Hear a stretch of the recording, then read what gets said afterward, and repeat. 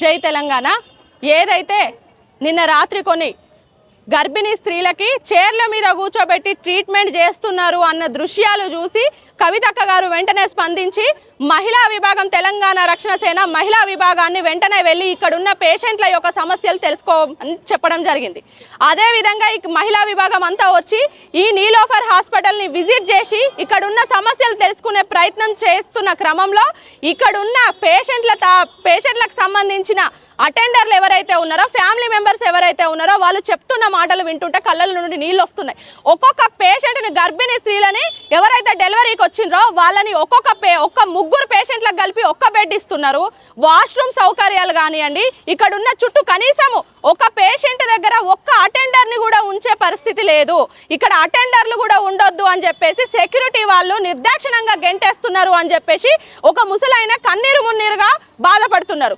మా బిడ్డ బాధ మాకు కదమ్మా తెలిసేది. డాక్టర్లు వచ్చినప్పుడు మా బిడ్డ బాధ మేము చెప్పుకుంటాం, మమ్మల్ని పంపించండి అంటే మమ్మల్ని అలో చేస్తలేరు అన్న పరిస్థితి. ఇక్కడ మేము ఏదైతే మహిళలం ఏదైతే ఉన్నామో వెళ్ళి కనీసము చూద్దాము, అక్కడున్న పరిస్థితి తెలుసుకుందాము అని అంటే అక్కడున్న సెక్యూరిటీ, ఐడి కార్డు కూడా లేని సెక్యూరిటీ మా మహిళల మీద కూడా దౌర్జన్యంగా గెంటేస్తూ మా కెమెరాని కూడా మా ఏదైతే మాది మైక్ ఉందో దాన్ని కూడా డ్యామేజ్ చేసి దౌర్జన్యం చేసి వెళ్ళొద్దు అంటున్నారు.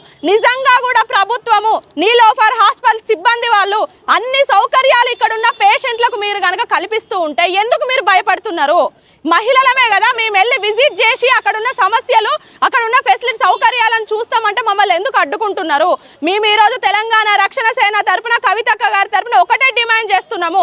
మహిళా మంత్రులు ఎవరైతే ఉన్నారో ప్రభుత్వం వెంటనే స్పందించి ఇక్కడ ఎలాంటి ఫెసిలిటీస్ 15 రోజుల కిందట డెలివరీ అయిన మౌనిక అనే పేషెంట్, మోతీనగర్ నుండి వచ్చిన పేషెంట్ ఈ రోజు 15 రోజుల తర్వాత తన కుట్లు ఊడిపోయినాయి అని చెప్పేసి మళ్ళీ వచ్చింది. అంటే ఎంత నిర్లక్ష్యం!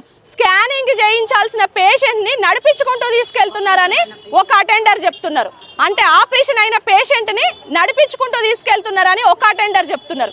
ఇక్కడ వాష్రూమ్స్ కానివ్వండి ఎట్లాంటి సౌకర్యాలు లేవు అని కనీసము వాళ్ళ సంబంధించిన కుటుంబ సభ్యుల్ని కూడా చూడనిస్తలేరు అని కన్నీరు మున్నీరు అవుతున్నారు. దీన్ని వెంటనే రాష్ట్ర ప్రభుత్వం కానివ్వండి, మహిళా మంత్రులు కానీ స్పందించి ఇక్కడ అన్ని సౌకర్యాలు కల్పించాలి.